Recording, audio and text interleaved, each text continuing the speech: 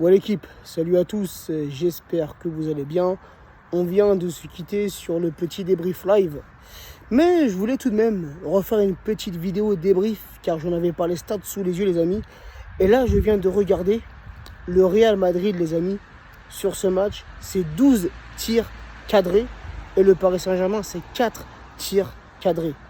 Ce soir les amis, on peut dire un grand merci à Keylor Navas qui a été monstrueux. Malgré ses 2 buts encaissés, 2 buts où Navas est battu, 2 buts où Navas ne peut pas faire grand chose. Mais Navas, les gars, nous a sorti ce soir sa masterclass. 12 tirs cadrés, frérot. Si t'as pas Navas dans les cages, t'en prends au moins 7 sur les 12. Et ce match se finit par une correction. Déjà, en étant objectif, en étant lucide, les amis, on ne mérite pas ce match nul. Le Real mérite de s'imposer, les gars. Un Real qui nous a outrageusement dominé. Je crois que c'est du 53% de possession pour le Real et 47% de possession pour le Paris Saint-Germain. Mes frères, on a laissé ce soir le Real jouer. On les a regardés jouer, frérot. Pourtant, les 12 premières minutes étaient bonnes. J'ai vu des Parisiens prendre ce match au sérieux. Je parle des 12 premières minutes. J'ai vu des Parisiens impliqués, qui allaient au pressing, qui allaient harceler le porteur du ballon. Et dès que Benzema a ouvert le score, à la 17e minute, j'ai vu un Paris Saint-Germain s'effondrer. Un Paris Saint-Germain se perdre. Des joueurs parisiens se perdre sur le terrain. Et ça, les amis, c'est pas normal. Alors oui, on le savait avant que ce match commence. On savait que le Real et que le Paris Saint-Germain étaient qualifiés pour les 8e de finale. Mais tout de même, les amis, c'est la Ligue des Champions. C'est une grosse affiche. Real, Paris Saint-Germain, Real. C'est une grosse affiche. Il y a des millions de téléspectateurs qui vont regarder ce match. Des millions de supporters parisiens qui vont regarder ce match. Des supporters qui vont faire le déplacement jusqu'au Bernabéu, qui vont dépenser de l'argent. Le minimum que nos joueurs peuvent faire, c'est de répondre présent sur le terrain en pratiquant un bon football. Et ce soir, malheureusement, ça n'a pas été le cas. On a vu des joueurs parisiens beaucoup trop statiques sur le terrain. Surtout les gars, après ce but encaissé. Un relâchement total. Un relâchement total, les gars. Des joueurs méconnaissables. Un visage totalement changé après ce but de Benzema. Aucune réaction. Parce que je veux dire, aucune réaction. Beaucoup trop de relâchement. Et les gars, en seconde mi-temps, Tuchel qui met Neymar dès le début de la seconde mi-temps. Et on passe en 4-2-3-1 avec Neymar en numéro 10. Mais Neymar qui, encore une fois, ce soir, n'a pas été à la hauteur. Alors oui, ok, Neymar revient de blessure. Il a eu un peu de temps de jeu contre Lille. Un match où il n'avait pas été du tout convaincant. Et ce soir, tu le mets sur le banc. Alors ça, c'est une bonne chose. Tuchel, je tiens à le féliciter pour ça. Le fait d'avoir osé mettre Neymar sur le banc, franchement, j'y aurais pas cru. Sincèrement. Et je l'avais dit dans mon avant-match, tu vois. J'avais exactement mis cette compo pour débuter contre le Real. Mais je me disais, voilà, connaissant Tuchel, il va perdre un peu ses couilles, tu vois. Il va mettre Neymar en tant que titulaire. Alors que Neymar ne méritait pas du tout de commencer ce match, tu vois ce que je veux dire. Mais Tuchel a porté ses couilles, il a osé, il a mis Neymar sur le banc pour le début de ce match. Donc un Neymar qui rentre en seconde mi-temps, tu te dis voilà, Neymar qui rentre, tu vois, il peut, et on le sait, Neymar les gars, malgré tout ce qu'il a pu faire au Paris Saint-Germain, malgré tout ce qu'il a pu dire, malgré le comportement qu'il peut avoir, on sait que Neymar les gars, c'est un excellent joueur, c'est un excellent technicien, c'est un excellent dribbleur, un excellent passeur, un excellent buteur. Oui, on le sait que Neymar peut débloquer un match, mais ce soir il ne l'a pas fait.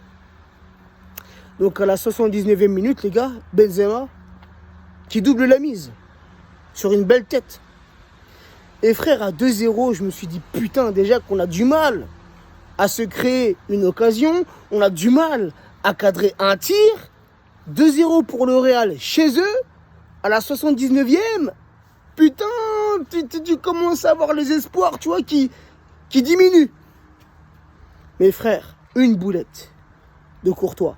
Une boulette de Courtois. Mbappé qui touche ce ballon. 2-1, pardon.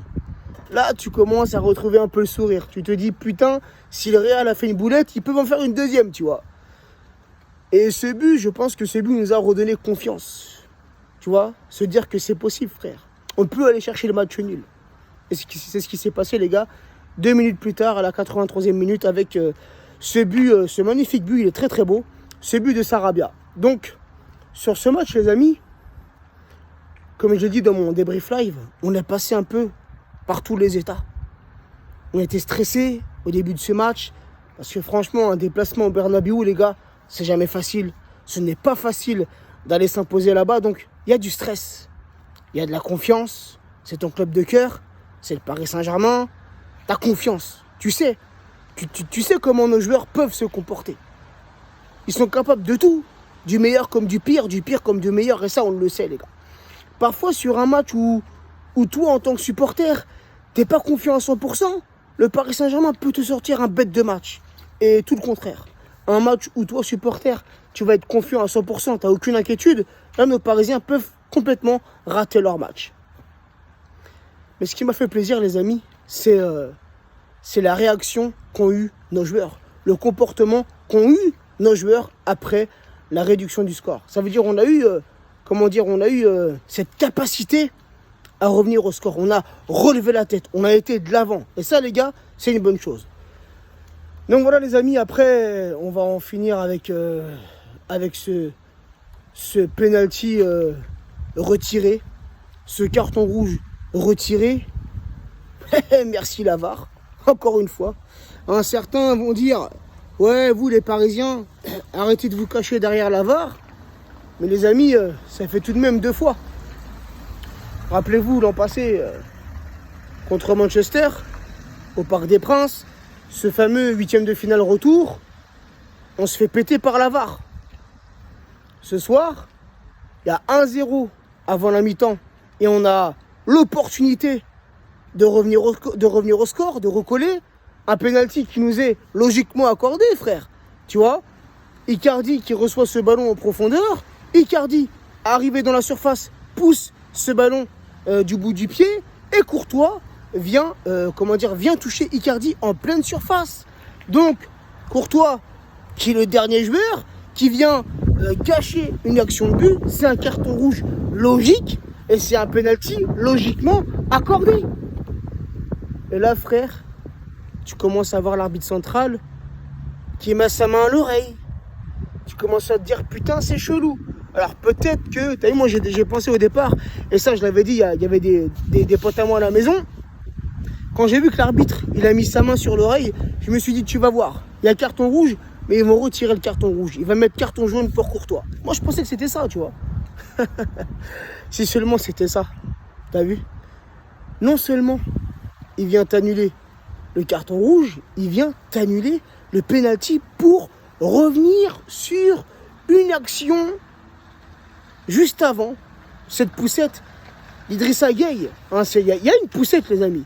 C'est une petite poussette, dans le dos de Marcelo. Marcelo qui en rajoute, qui tombe par terre. Mais cette poussette a été effectuée, a été faite juste sous les yeux de l'arbitre central. Sous ses yeux, frère. C'est pas comme si l'arbitre ne l'avait pas vu. Que cette petite poussette avait été effectuée dans le dos de l'arbitre. Non, il était juste devant, frère. Il a dit à Marquinhos, relève-toi. Il a laissé l'action se poursuivre. Alors la question que je me pose, qui est réellement l'arbitre? Est-ce l'arbitre central ou est-ce la VAR? Pourtant, la VAR, les amis, depuis qu'elle a été mise en place, elle a fait de bonnes choses. Elle a évité certaines erreurs. Elle a permis, la validation de certains buts. Mais ce soir, frère, j'ai pas compris.